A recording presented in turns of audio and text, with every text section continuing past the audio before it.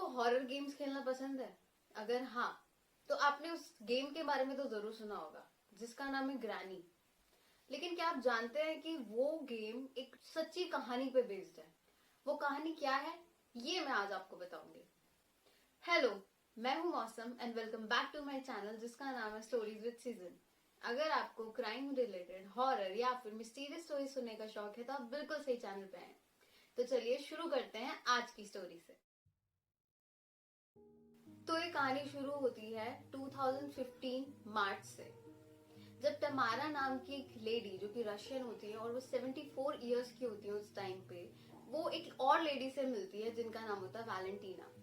तो वैलेंटीना और तमारा की एक कॉमन फ्रेंड होती है जो कि वैलेंटीना को बोलती है कि जो लेडी है तमारा, इनके घर पे रेनोवेशन चल रही है। तो वो उनसे पूछती है कि क्या तुम तमारा को अपने घर पे कुछ टाइम के लिए रख सकती हो। तो जो वैलेंटीना होती है वो राजी हो जाती है और वो बोलती है ठीक है, मुझे कोई प्रॉब्लम नहीं है, मैं भी अकेली रहती हूँ और उनको रखने में मुझे कोई आज सच प्रॉब्लम नहीं है। तो उनके रेडी होने के बाद जो तमारा होती है वैलेंटीना के घर पे शिफ्ट हो जाती है और उनके अपने घर में रेनोवेशन अलग चल ही रहा होता है। और शिफ्ट होने के बाद काफी महीने वो वहां रहती है। उन मंथ्स के बीच में जो तमारा है वो वैलेंटीना के हाउस वर्क में हर चीज में बहुत हेल्प करती है। तो तमारा को बहुत ज्यादा मजा आने लगता है उनके घर पे रहने में, और क्योंकि उन्हें एक कंपनी मिल जाती है। वो खुद भी काफी एजिड होती है और वैलेंटीना भी एजिड होती है, वो 69 इयर्स की होती है। तो वो एंजॉय करने लग जाती है उनकी कंपनी।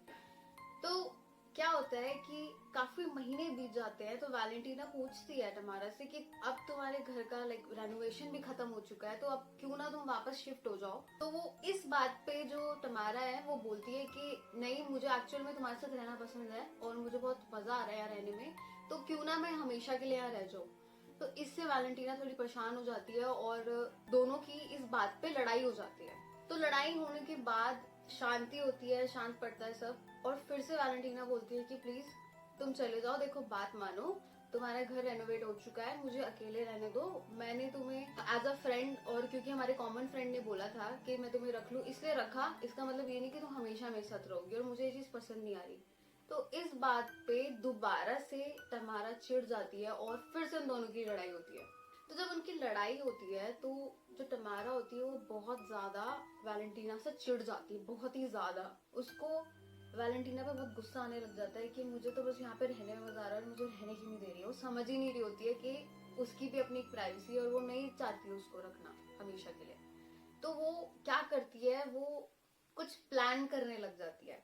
अब वो अपनी प्लानिंग के हिसाब से वो अपनी सिटी से फ्लाई करके पुष्किन जाती है और वहां जाके एक फार्मासिस्ट के पास जाके बोलती है कि मुझे इस पर्टिकुलर ड्रग के बारे में आपसे जानना है और मुझे ये ड्रग चाहिए। वो कोई ड्रग का नाम लेती है और वो ड्रग क्योंकि उनकी सिटी में इलीगल होता है इसलिए वो फ्लाई करके दूसरी सिटी में जाती है एक फार्मासिस्ट के पास।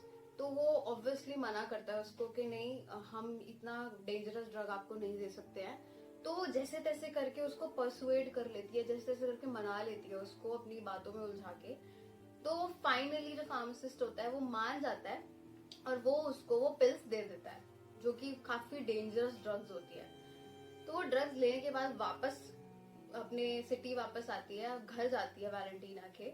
वहां जाके वो क्या करती है, उसने एक सैलेड बनाया होता है वैलेंटीना ने, कुछ ओलिविया सैलेड करके उसका नाम होता है। तो वो उस सैलेड के अंदर 50 पिल्स मिक्स कर देती है उस ड्रग की। तो ड्रग काफी ज्यादा खतरनाक होता है, लेकिन वो उसको और ज्यादा खतरनाक बना देती है। 50 की 50 पिल्स उसके अंदर डाल देती है और उसको वैलेंटीना को पता भी नहीं लगता कि उसके अंदर कुछ मिला हुआ है, और वो उसको खा लेती है। और ये बात होती है 23 जुलाई की। तो अब जब वैलेंटीना उस सैलेड को खा लेती है, उसके बाद तमारा क्या करती है, अपना जाके आराम से रूम में सो जाती है कि चलो ये तो अब खा लेगी और ये बेहोश बेहोश हो जाएगी, मतलब बेसिकली मर ही जाएगी। तो अपना चिल होके अपना रूम में जाके सो जाती है। अब वो रात को 3 बजे उठती है और वो किचन में जाती है, देखती है कि जो वैलेंटीना होती है वो किचन काउंटर के पास जमीन पर पड़ी हुई है बेहोश। बेसिकली वो मर चुकी होती है क्योंकि वो 50 पिल्स इतनी ज्यादा डेंजरस होती है, उसकी हार्ट बीट रुक चुकी होती है। तो वो चेक करती है कि ये मरी है या बेहोश है। तो जब वो चेक करती है तो उसे कंफर्म हो जाता है कि ये मर चुकी है। उसके बाद वो जो करती है ना, वो सुन के हर कोई हैरान हो गया था कि एक बूढ़ी औरत ये काम भी कर सकती है। तो जब उसको वैलेंटीना की बॉडी मिल जाती है और कंफर्म भी हो जाता है कि वो मर चुकी है, तो वो क्या करती है, एक नाइफ लेती है जो कि बहुत बड़ा होता है, जो बड़ा वाला नाइफ होता है वो लेके आती है और उससे सबसे पहले वैलेंटीना का गला काटती है, पूरा अलग कर देती है। उसके बाद उसकी बॉडी को हाफ में काटती है। हाफ में काटने के बाद वो उसकी बॉडी के छोटे छोटे छोटे छोटे टुकड़े कर देती है। और वो टुकड़े करने के बाद वो उनको ट्रैश बैग्स में, जो काले रंग के जो बैग होते हैं जो कूड़ा फेंकने के काम आते हैं, उसके अंदर पीसेस को भरती है।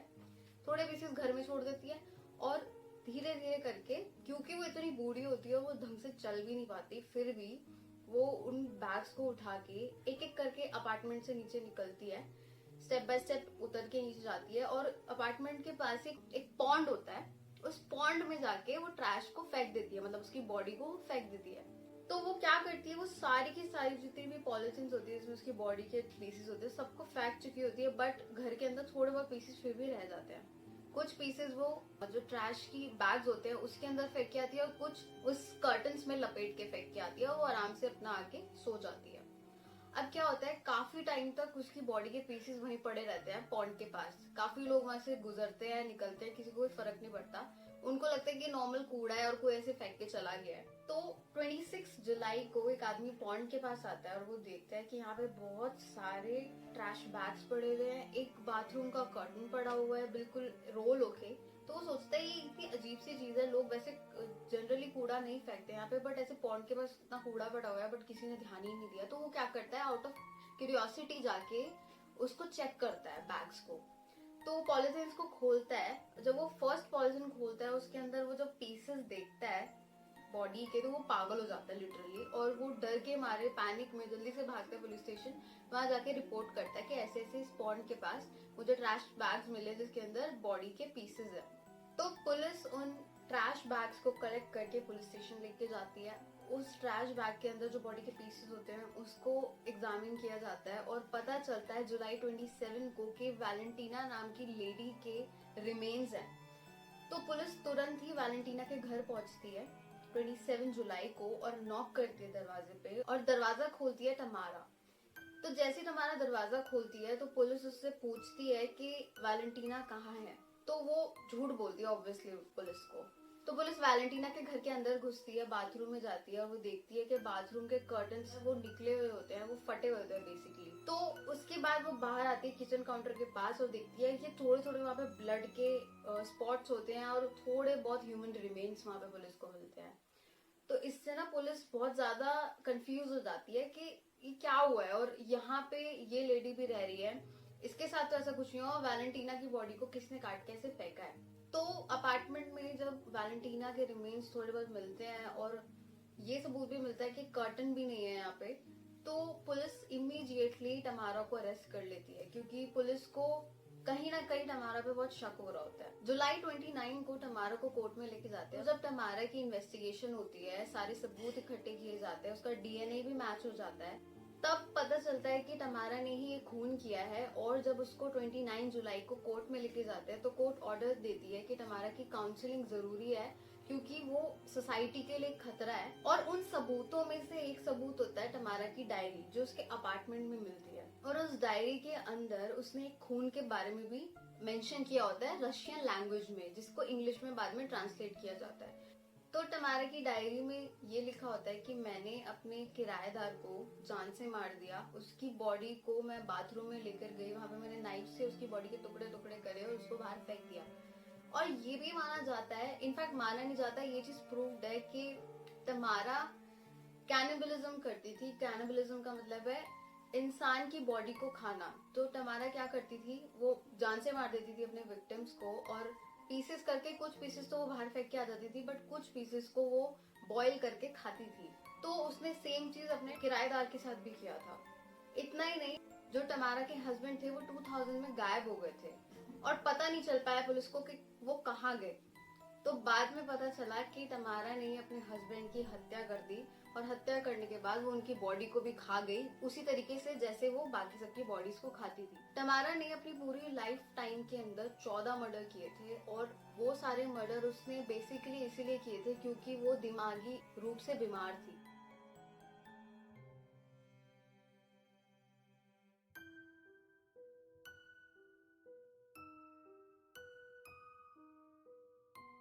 So that's it for today. I hope आपको आज की ये स्टोरी पसंद आई होगी और इस स्टोरी से हमें यही चीजें सीखने को मिलती हैं कि हमें मेंटल हेल्थ को लाइटली नहीं लेना चाहिए। तमारा स्क्रिजोफेनियाक थी, उसको मेंटल इलनेस थी, उसको उस इलनेस के लिए ट्रीटमेंट नहीं दिया गया, इस वजह से उसकी जो अर्ज थी मर्डर करने की और खाने की वो बढ़ती चली गई और वो सोसाइटी के लिए एक बहुत बड़ा खतरा बन गई।